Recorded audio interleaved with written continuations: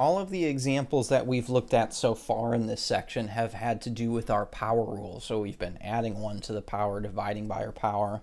But we can also use U substitution with our other two integration rules that we know.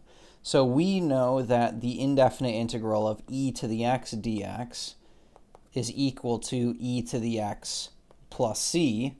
But it doesn't really matter what variable we have right here. It could be x, but hey, it could also be u if we wanted to. So the indefinite integral of e to the u, we'd have to change this to a du, is equal to e to the u plus c. So that rule kind of carries over nicely.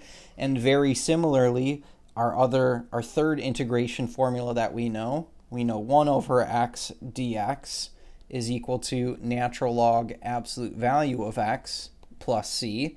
And again, it doesn't matter what variable that we're using here. We could just go ahead and change that so that instead of 1 over x, we have 1 over u du is equal to natural log absolute value of u plus c. The variable that we choose doesn't particularly matter. So we're going to look at just a couple more examples involving U substitution using these two rules. The first example that we have right here, we've got the indefinite integral of e to the negative 3x dx. Now when you see an exponential function, when we're trying to integrate an exponential function, and any time that power is anything other than x, if it were e to the x, then that's one that we know how to do right away. We don't have to do any extra work here. But if this power is anything other than x, so here in this case we've got negative 3x, that means we're going to have to use substitution. And the substitution, I think, is a little bit easier in this. It's easier to pick out because the substitution, your u, is always just going to be whatever that power is. So u for this problem will be negative 3x, just negative 3x. du, remember du is just the derivative of u, so that would be negative 3.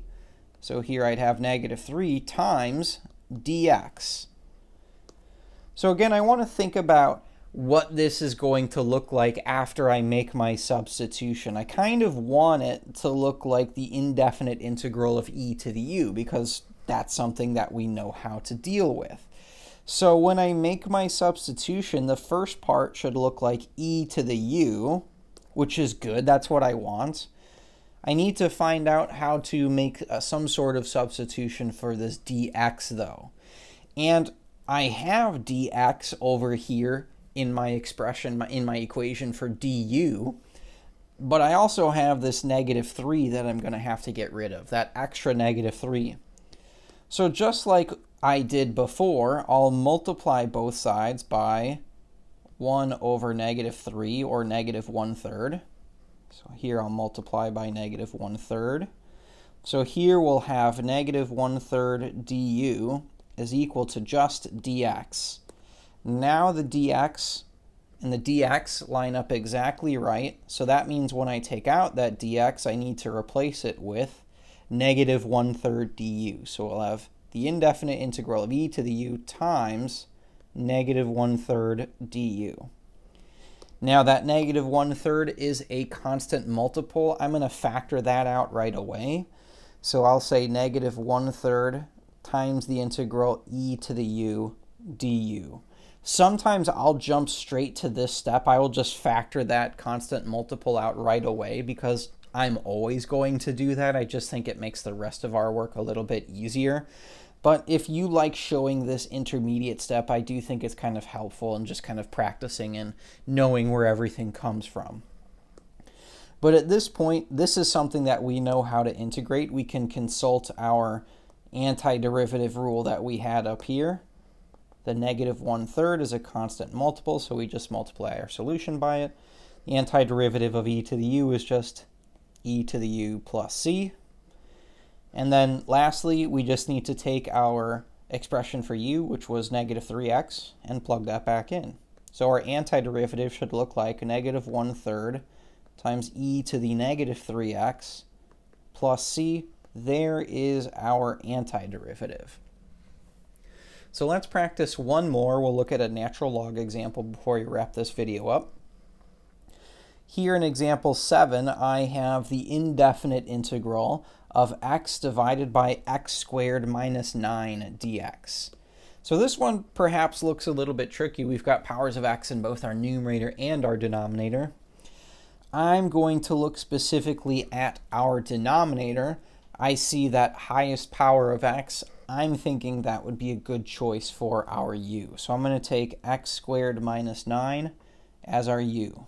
So u is equal to x squared minus 9. du, I'll find my du right away. Du is just the derivative of x squared minus 9. Here that derivative would look like 2x times dx.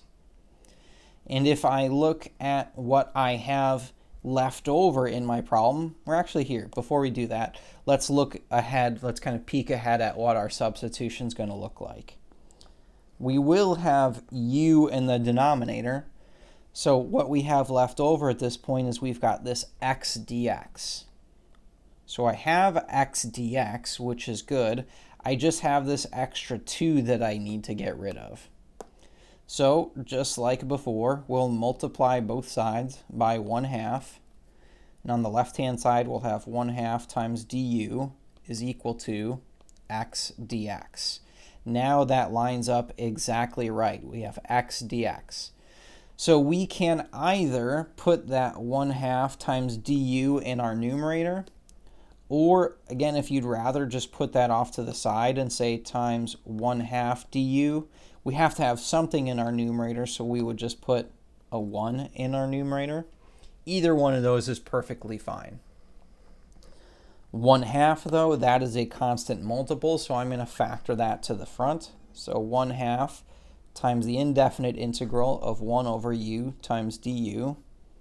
And at this point, we're ready to integrate. I know I look at the indefinite integral of 1 over u du, and we said earlier that was natural log of absolute value of u plus c. So I know we'll have 1/2 times natural log absolute value of u plus c. And then for my final step, I just need to take my x squared plus 9 and plug that back in for u. So my antiderivative here should look like 1/2 times natural log absolute value of, instead of u, we'll have x squared minus 9 plus c.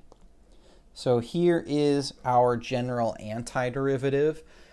We have one more example that we'll look at in the next video, but then on the next page of this module, there's going to be a lot of practice problems for you to try. So I would highly recommend trying those problems out before you start the homework.